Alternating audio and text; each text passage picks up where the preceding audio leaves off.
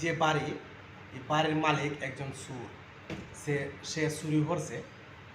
চুরি করার কারণে সারা গ্রামের দেখেন শত শত মানুষ আসছে তার বাড়িটা ভাঙার জন্য। আসলে আশ্চর্য লাগে যে আমাদের বিবেক বুদ্ধি কোথায় গেছে।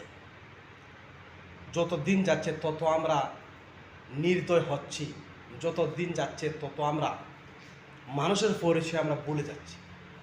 এই যে এত শত শত মানুষ আসছে তার বাড়িটা ভাঙার জন্য, এই শত শত মানুষ যদি একটু তথ্য নিত যে কেন সে চুরি করবে কেন, আমরা একটু তথ্য নিয়ে দেখি তার কোন অভাবের কারণে সে চুরি করে। যদি ফ্যাটের কারণে যদি চুরি করে, তাইলে আমরা সবাই যদি 10 টাকা 100 টাকা করে দিই, তাইলে সে সুখী হয়ে যাবে, সে আর চুরি করবে না।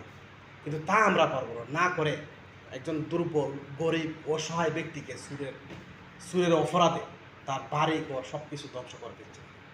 তার স্ত্রী চেষ্টা করছে সে বাঁচানোর জন্য, সেইটাই বোঝাচ্ছে যে গ্রামের মানুষ সবাই যদি এভাবে থাকে, এই তার বাড়িঘর না ভেঙে যদি সবাই হাতটা একটু প্রশস্ত করে তার পাশে দাঁড় করে দিত, তাহলে সে আর চুরি করতো না। কারণ আমরা জানি যারাই চুরি করে তাদের ফ্যাটের দায়ে চুরি করে, অভাব অনটনের কারণে চুরি করে। তার অভাব অনটন যদি আমরা দূর করতে না পারি, গ্রামগঞ্জের মানুষ তার বাড়িঘর ভেঙে ফেলা, তাকে হত্যা করা, তাকে মারধর করা, এটা লজ্জা। আর আমরা মানুষ হব না। এটা সুনামগঞ্জের ঘটনাটা। তো এই সুনামগঞ্জের যে এলাকা